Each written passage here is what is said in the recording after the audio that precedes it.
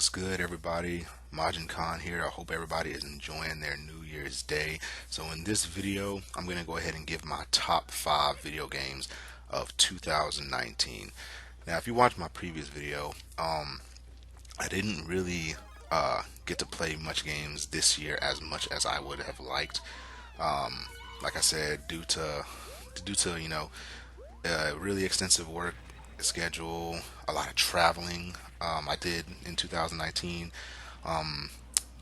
Didn't really spend much time, but I was still able to get 5 games that I really liked this year.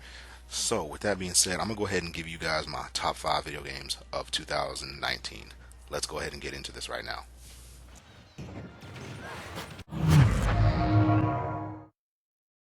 Alright, so coming in at number 5 is Devil May Cry 5. Devil May Cry 5 was the true Devil May Cry we all wanted, not the reboot. Not that I thought the reboot was bad. It just wasn't the one we wanted. Devil May Cry 5 was the one that everybody wanted, and it was really good to see, the original Dante, original Nero, original Virgil all back in the game together because it felt right, it felt good. The game had great mechanics, really great visuals. Capcom really stepped their game up with this one. They're making a killing. They're making a killing. I know they dropped Resident Evil 2 as well this year, and I know that game did really good with numbers. I didn't get to play Resident Evil 2, but I know it did really good. But Devil May Cry 5 was solid. It was fun. It was a great hack and slash game, and that's why Devil May Cry 5 is my number 5 on this list.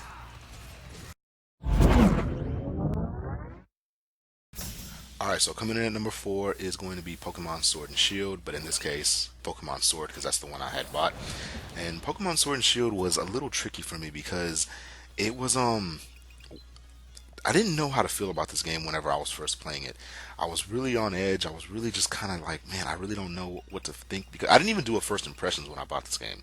I didn't do a first impressions at all because I was so conflicted on how to feel about Pokemon Sword. I was like, I didn't know if I enjoyed it. I didn't know if I did enjoy it. But after playing it more and more, I realized how much I really did enjoy it.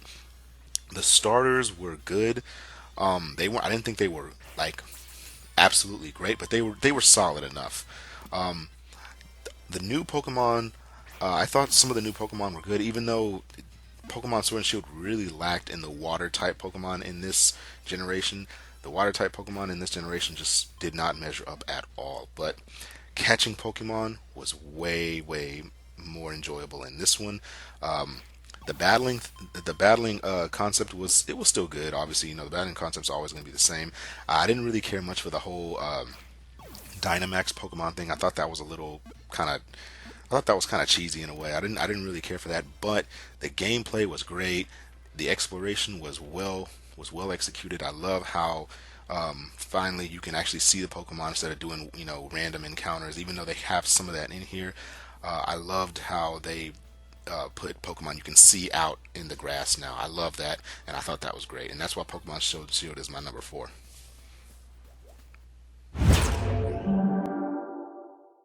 All right, so coming at number 3 is Blasphemous. If you guys know me, you guys know I'm a sucker for indie games. Blasphemous was amazing. I loved this game. This game was so good. One thing when I first seen this game, like when I seen the trailers, I was blown away by what I was looking at because I was just like, wow, the gameplay looks solid. The art style in this game is amazing. The art style was just absolutely awesome. And I know what some players are thinking. It's like I've seen some of the comments on this game that it's trying to basically be like a 2D Dark Souls, and I don't understand what this whole thing is with how everything is comparing to Dark Souls all of a sudden. I mean, I guess that kind of shows that Dark Souls really kind of set a standard for gaming now. Blasphemous had a solid difficulty. The art style was amazing. The gameplay was great. It wasn't too hard, wasn't too simple. It was a perfect indie game. It was, I mean, honestly, I wanted this game to be a little bit higher on my list, but there was 2 more that I really liked more than Blasphemous, and that's why Blasphemous is my number 3. I loved this game. This game was amazing in every concept.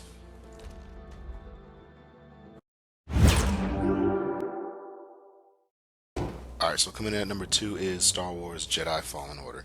Star Wars Jedi Fallen Order was so good. It was probably a lot of people saying that this is actually should be the #1 game of the year, and I can understand that argument. But for me, it's my #2, and I'm pretty sure you all can guess what my #1 is at this point. But Star Wars Jedi Fallen Order was really good because the lightsaber battling on this game was really improved compared to Star Wars The Force Unleashed. Excuse me, Star Wars The Force Unleashed, which I thought was a great game. I didn't play the sequel, but the first one was great, and I thought the Star Wars on that one it was more of like a hack and slash. This one it took a little bit more skill as far as like deflecting, blocking, and that's what made this game probably more superior to the Star Wars Force Unleashed. This one had a lot more skill involved and a lot more death mattered in this game. Obviously, you had to get to these meditating points, and you can't really, just play carelessly in this game. So this game was good. The cinematography in this game was great. Um, Everything about Star Wars Jedi Fallen Order was absolutely fun. Um, there is an argument that this game could be my #1, but you probably can guess what my #1 is at this point. I mean, yeah, but this is why Star Wars Jedi Fallen Order is my #2 on this list.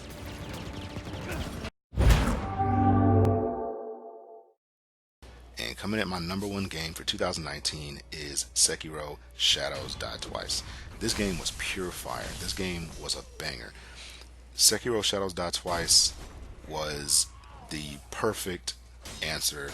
Well, I wouldn't say answer, but follow up of Dark Souls 3, Bloodborne. From Software, they did it again with this one. This game for me was perfect on so many levels. And one thing I loved about this game is the character design of Sekiro himself. I love how he has a prosthetic arm with all the different mods that come with it. The bosses in this game either were two things. Either they were really really fun, or they were extremely freaking challenging. The bosses on this game were great. All the designs on this game were perfect. I love this game so much. I'm getting ready to do my second run through on this game because this game is amazingly great. And honestly, I want to say I don't see them doing necessarily a sequel. I probably see From Software just doing like just another whole different kind of game. If there is a sequel, I'm down to play it. If there is, I'm not sure, but like this game right here, it deserves all the awards. It deserves #1 spots in all categories of every gaming media there is. Sekiro Shadows Die Twice is amazing on so many levels, and yeah, I'm getting ready to do my second run through on this game because, like I said, I love this game. But that's going to complete it for my list for top 5 games of 2019. What were your top 5 games of 2019? Y'all let me know in the comments below. I hope you guys enjoyed this video. Until then, I'm going to catch you guys later. Peace out.